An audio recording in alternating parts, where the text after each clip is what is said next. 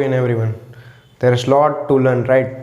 So today we start our hematology and we will start this beautiful journey of hematology with ABO blood grouping system. Okay, so before starting a bit of history कि ABO blood group system कहाँ से आया हमारे पास.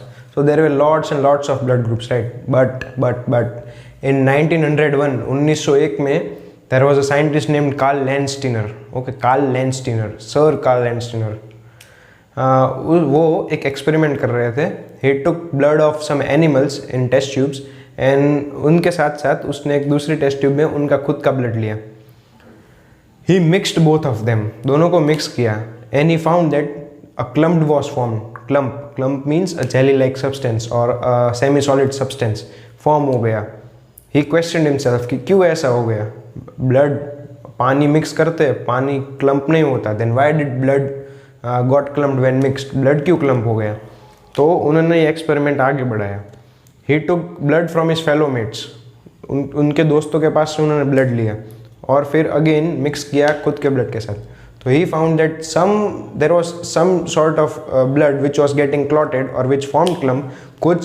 कुछ mixture ऐसे थे जिसमें clump बन गया था, कुछ मिक्सचर ऐसे थे जिसके अंदर क्लम्प नहीं बना.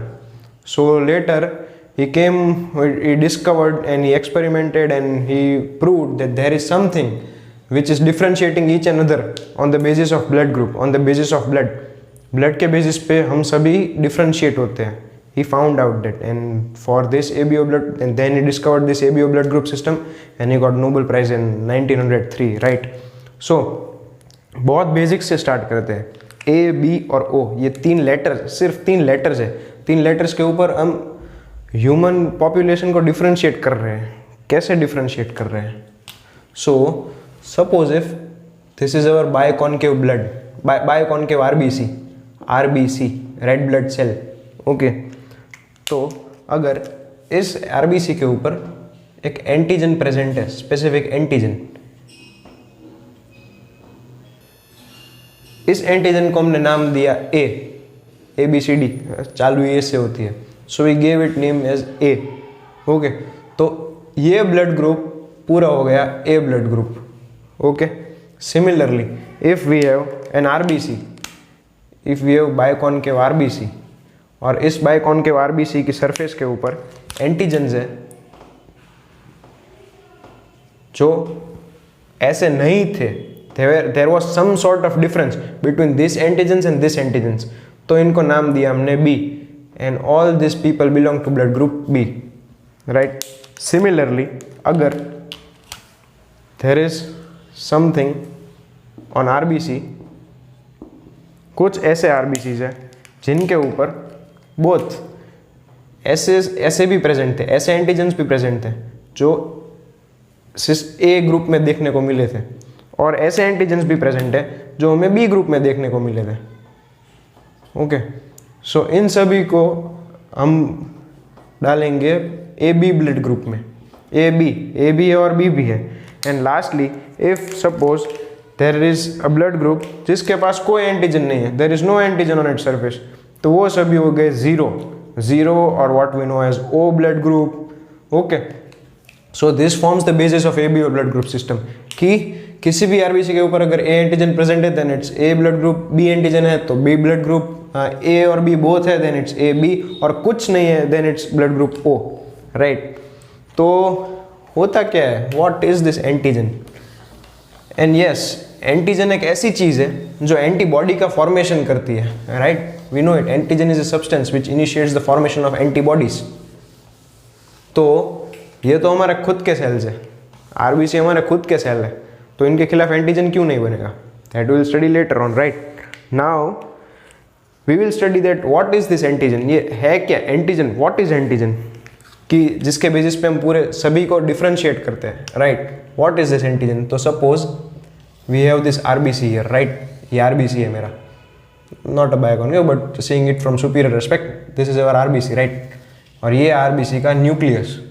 Now there might be a question in your mind कि आरबीसी के पास न्यूक्लियस कहाँ से आया, राइट. आरबीसी तो नॉन न्यूक्लिएटेड सेल्स है, आरबीसी के पास न्यूक्लियस नहीं होता. बट आरबीसी जब डेवलप हो रहा था बोन मैरो के अंदर एरिथ्रोपोएसिस के थ्रू, तब there were various stages, the first was pre erythroblast और मेगालोब्लास्ट, उसके बाद आते हैं नॉर्मोब्लास्ट, उसके बाद आता है reticulocyte and then comes mature RBC और what we know as erythrocyte. तो एरिथ्रोसाइट या और रेटिकुलोसाइट के पहले के जितने भी स्टेजेस थे उन सभी स्टेजेस के अंदर न्यूक्लियस प्रेजेंट होता है। मतलब आरबीसी जब बड़ा हो रहा था, मैच्योर हो रहा था, तब धीरे धीरे वो न्यूक्लियस खो देता है, but on initial stages of its life, उसके इनिशियल स्टेजेस में इसके पास न्यूक्लियस था, that's why here is nucleus. Okay, so मतलब मैच्योरेशन के टाइम से ही उसके पास एंटीजेनिक डिफरेंशिएशन स्टार्ट हो गया था, उसका antigenic differentiation. Okay, so here is our nucleus. अब न्यूक्लियस के अंदर क्या होता है? जीन्स, जीन्स यानी chromosome. Okay, we have chromosomes, so suppose you have two chromosomes, one from our father, one from our mother, एक पैटर्नल साइड है और एक मैटरनल साइड है। so this is our maternal side, this is our paternal side, suppose if। Okay, तो जो blood group को differentiate करने का काम करते हैं, specific type of genes are, those genes are gene number 9, gene number 9 and gene number 19।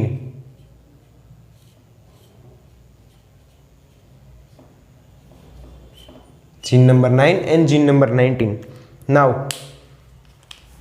ये gene number 9 है, वो एक ऐसा केस है जो बहुत में एक्सप्रेस होगा, बहुत में एक्सप्रेस नहीं होगा। Okay, the expression of gene number 9 is variable, but the expression of gene number 19 is constant through out the world, it is uniform through out the world. दुनिया में, पूरी दुनिया में हर एक इंसान के ब्लड में या फिर आरबीसी जब फॉर्म हो रहा था तब क्रोमोसोम नंबर 19 से जो जीन था वो एक्सप्रेस होता ही होता है। Got it? So suppose we take a case here कि जिसमें सिर्फ 19 एक्सप्रेस हो रहा है, 9 एक्सप्रेस नहीं हो रहा। एक केस ले रहे हैं यहाँ पे, we are supposing that in this RBC chromosome number 9 express ही नहीं हो रहा, सिर्फ क्रोमोसोम नंबर 19 एक्सप्रेस हो रहा है। तो क्या होगा? That is known as mutational deletion of FC modifier. वो क्या है? I will talk later on. Okay, so chromosome number 19 से एक जीन एक्सप्रेस होगा और वो जीन एक एंजाइम बनाएगा। That enzyme is known as fucose transferase. Fucose transferase.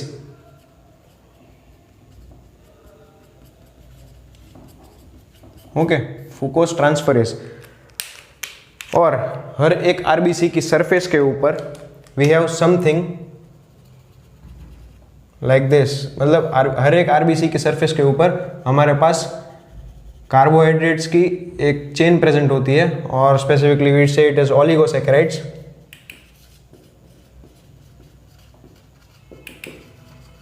Okay, this are oligosaccharides. तो ओलिगोसैकेराइड के ऊपर ये सभी एक्सप्रेस हो गए। तो फूकोस ट्रांसफरेज, ट्रांसफरेज माने कोई सब्सटेंस को एक चीज से दूसरी जगह पे ले जाना, that is known as transferase.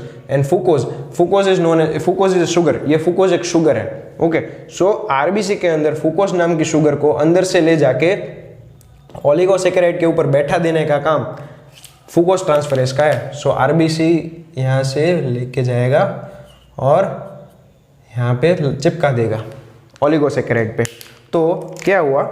We got result something like this. This is known as H antigen. Okay, this is our H antigen. मतलब यहाँ पे हुआ क्या? ये इसको बोलते हैं फूकोस ट्रांसफरेज। ये फूकोस ट्रांसफरेज यहाँ पे H एंटीजन पे एक्सप्रेस हुआ।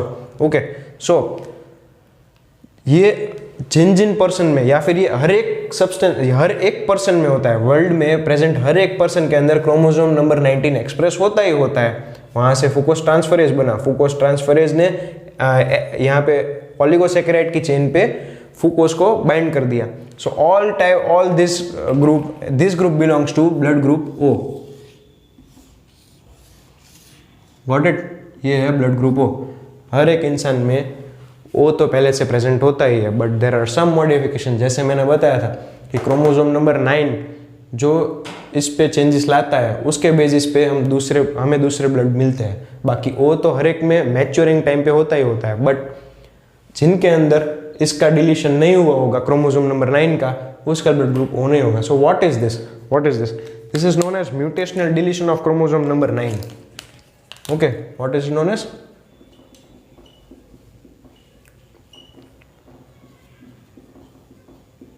Mutational deletion of chromosome number 9. यहाँ पे क्रोमोसोम नंबर 9 डिलीट हो गया और एक्सप्रेस हुआ सिर्फ 19, जिसके चलते हमें सिर्फ H एंटीजन मिला। H एंटीजन के ऊपर कोई टाइप का मॉडिफिकेशन नहीं हुआ। This is about blood group O। अब ब्लड ग्रुप O के अगर जीनोटाइप की हम बात करें, then suppose this is paternal chromosome, this is maternal chromosome, and here is our resultant, here is our result. Okay, so paternal side के पास से कोई एक जीन एक्सप्रेस नहीं हुआ था। Even from the maternal side chromosome number 9 से कोई gene express नहीं हुआ था।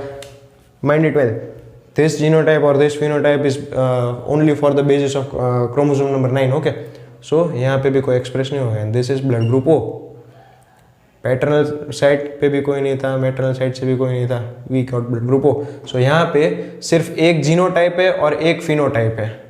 The genotype is IO and the phenotype is O। Okay, सिर्फ एक। नाउ मूविंग ऑन, सपोज यहाँ पे था हमारे पास दूसरा RBC और ये रहा उसका न्यूक्लियस।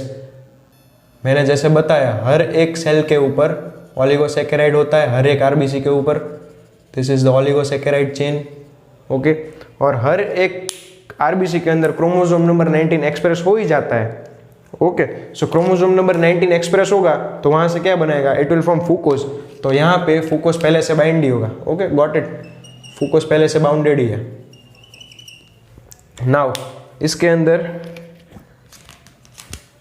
वहां पे तो एक्सप्रेस नहीं हुआ था, यहाँ पे will get some sort of change. Suppose this is maternal and this is paternal. Okay, यहाँ पे बात करते हैं हम क्रोमोसोम नंबर 9 की। यहाँ पे chromosome number 9, okay, chromosome number 9। और mind it well that ABO blood group system में कोई भी टाइप का जीनोटाइप होता है वो कोडोमिनेंस दिखाता है। It will show only codominance. Okay, so suppose if maternal side में जीन नंबर 9 एक्सप्रेस हुआ और पैटर्नल साइड में जीन नंबर 9 एक्सप्रेस नहीं हुआ, फिर भी जो रिजल्ट आएगा वो यहाँ पे बाहर दिखेगा। सपोज इफ मैटरनल साइड से नहीं आ रहा, सिर्फ पैटर्नल साइड से आ रहा है, तो भी यहाँ बाहर दिखेगा। और अगर दोनों से आ रहा है तो बाहर एक्सप्रेस होना ही होना है, right? So chromosome number 9, suppose if chromosome number 9 is activated, active है, उसका म्यूटेशनल डिलीशन नहीं हुआ, तो अगर it belongs to blood group A तो क्या होगा? देन व्हाट विल हैपन कि ये क्रोमोसोम नंबर 9 एक एंजाइम बनाएगा जिसका नाम है N-एसिटाइल गैलेक्टाजामिन ट्रांसफरेज। सो ये NAGA, what we medicos known as NAGA, so what we medicos known as NAGA, तो ये N-एसिटाइल गैलेक्टाजामिन को सेल के अंदर से लेके जाएगा बाहर और चिपका देगा ओलिगोसैकेराइड चेन पे। Okay, so what is this? ये हमें बाहर क्या मिला? Whole of this is known as A antigen. Okay, this is known as A antigen. Got it? Now, talking about his genotype. Suppose कि if ये paternal side है, ये maternal side है और यहाँ पे हमारे results. Suppose if parental gene express कर रहा था, parental chromosome number 9 A gene express कर रहा था, मैटरनल साइड नहीं कर रहा था, फिर भी रिजल्ट में क्या आएगा? A आएगा बाहर। Okay, suppose if paternal side से कोई जीन नहीं आ रहा था और मैटरनल साइड से जीन आ रहा था A का, so what will be expressed? This both are one and the same. Okay, and suppose if दोनों एक्सप्रेस कर रहे थे तो बाहर आना ही आना है। Okay, so there are two genotypes, first is AI and the second is AA। So this case, the नीचे वाला केस, this is known as homozygous dominant condition, homozygous dominant। okay, और इसका phenotype, talking about its phenotype, तो phenotype के अंदर सिर्फ A, phenotype is just single कि ए आएगा, A blood group, got it. So this is all about blood group A, कि chromosome number 9 express हुआ था, उसका म्यूटेशनल डिलीशन नहीं हुआ था, and it forms N acetyl galactosamine transferase, जो नागा को ट्रांसफर करेगा ओलिगोसैकेराइड चेन पे। Now coming on to one more magic, suppose again we have here our RBC, RBC के अंदर उसका न्यूक्लियस और क्रोमोसोम नंबर 19 हर एक के अंदर एक्सप्रेस होता है, तो यहाँ पे हमारी oligosaccharide chain, this is our oligosaccharide chain, और ओलिगोसैकेराइड चेन के ऊपर पहले से हमारे पास फुकोज है, got it, this is our fucose. Now if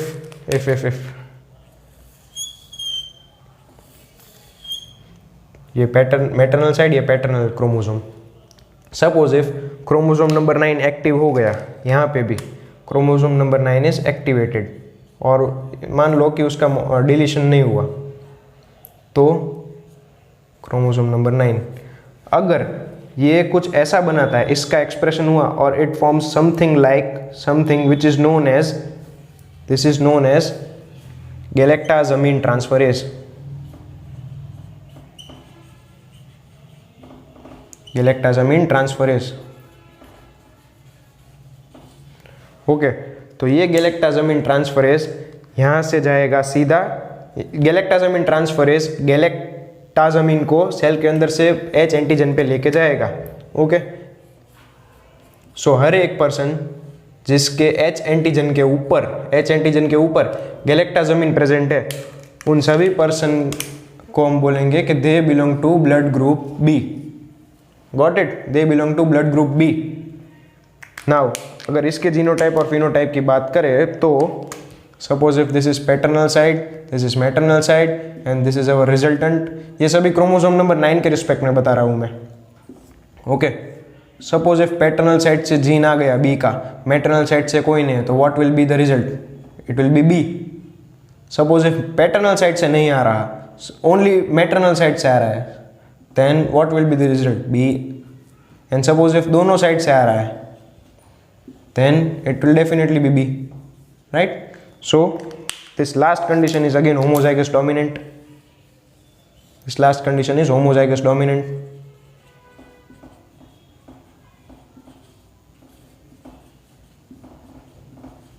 तो इसके पास भी दो जीनोटाइप है, एक BI मतलब हेटेरोजाइगस डोमिनेंट कंडीशन, जिसके अंदर एक जीन एक्सप्रेस हो रहा था, एक जीन एक्सप्रेस नहीं हो रहा, दैट इज हेटेरोजाइगस डोमिनेंट, और दूसरा जीनोटाइप है होमोजाइगस डोमिनेंट का, जिसके अंदर दोनों के जीन एक्सप्रेस हो रहे थे।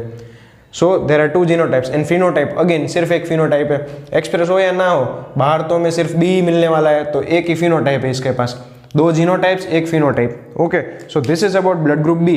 वहां पे क्या था, एन एसिटाइल गैलेक्टाजामिन था, यहाँ पे सिर्फ गैलेक्टाजामिन है, very easy to remember, right. Now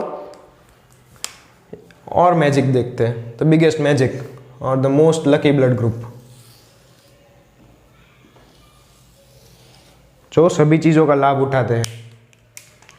come to this group,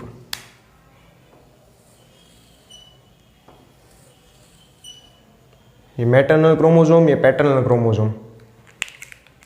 suppose if father बोले कि I am the home minister and mother बोले that I am the home minister, दोनों के बीच में लड़ाई हो गई। एक बोला कि I will express N acetyl galactosamine transferase, और दूसरा बोला कि मैं सिर्फ एक्सप्रेस करूँगी गैलेक्टाजामिन को, या फिर वाइसा वर्सा, ओके, या फिर वाइसा वर्सा, या तो पैटर्नल साइड से एनर्जी आएगा या मैटरनल साइड से एनर्जी आएगा, बट उसके करस्पॉन्डिंग में दूसरे का ऑपोजिट ही ऑपोजिट होगा। तो क्या होगा, यहाँ पे हमारे ओलिगोसैकेराइड्स थे, अगेन ओलिगोसैकेराइड तो हर एक आरबीसी के ऊपर ऑलरेडी प्रेजेंट हो गए, okay, this are our oligosaccharides. और ओलिगोसैकेराइड के अंदर जैसे मैंने बताया था कि क्रोमोसोम नंबर 19 तो हर एक में एक्सप्रेस होना ही होना है, ओके। तो क्रोमोसोम नंबर 19 एक्सप्रेस होकर यहाँ पे फुकोस तो लगा ही देगा पहले से ही। अब क्या होगा, दोनों लड़ रहे हैं एक पोजीशन के लिए, तो लाइक गुजरातीज दोनों के बीच का रास्ता निकालेंगे। So what do Gujaratis do? What do Gujus do? They always have a 50-50 ratio, or they always go on the motto of 50-50, right? तो यहाँ पे भी वही होगा, एन एसिटाइल गैलेक्टाजामिन ट्रांसफरेज के चलते 50% एच एंटीजन, 50%, कभी भी 60-40 नहीं होगा, 70-30 नहीं होगा, 55-45 नहीं होगा, इट विल ऑलवेज बी 50-50। तो 50% एच एंटीजन के ऊपर एन एसिटाइल गैलेक्टाजामिन ट्रांसफर होगा 50%, और 50% एच एंटीजन के ऊपर ट्रांसफर होगा galactosamine, this is also 50%, okay. So this blood group is known as A B blood group, A B blood group, जहाँ पे दोनों एक्सप्रेस हो रहे हैं 50-50 के रेशियो में। तो यहाँ पे हमारे पास सिर्फ एक जीनोटाइप होगा, got it. Suppose if this is paternal chromosome, maternal chromosome and our resultant, तो क्या होगा? सपोज इफ पैटर्नल साइड से ए ब्लड ग्रुप के लिए जीन्स आ रहे हैं, मैटरनल साइड से आ रहे हैं बी ब्लड ग्रुप के लिए, तो रिजल्टेंट क्या होगा? A B. Suppose if paternal side से बी आ रहा है और मैटरनल साइड से ए आ रहा है, तो what will be the resultant? Again it will be A B. तो we only have one genotype A B, right, and phenotype भी एक ही है, ए बी, गॉट इट। सो यहाँ पे क्या था? होमोजाइगस रिसेसिव की कंडीशन थी। I forgot to mention that blood group O के अंदर ये जो कंडीशन आई, that is known as homozygous recessive,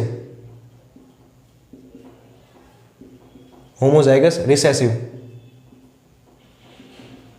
और यहां पे जो कंडीशन आई, that is always heterozygous condition, but okay, but जैसे मैंने बताया, it is always a case of को डोमिनेंस। तो यहाँ पे दोनों खुद का डोमिनेंस दिखा के बाहर की साइड, रिजल्टेंट साइड में दोनों का डोमिनेंस दिखाएंगे। So this is the case of heterozygous codominance, okay. यहाँ पे सिर्फ एक genotype, only one genotype and only one phenotype. तो यहाँ पे हुआ क्या? यहाँ पे वो था mutational deletion of chromosome number 9। Chromosome number 9 को बोलते हैं functional FC modifier, fucose transferase modifier बोलते हैं उसको, एफसी मॉडिफायर। तो यहाँ पे क्या हुआ?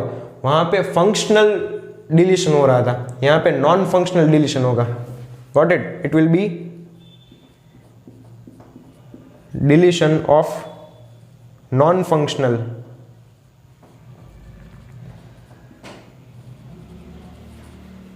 Chromosome, non functional FC modifier.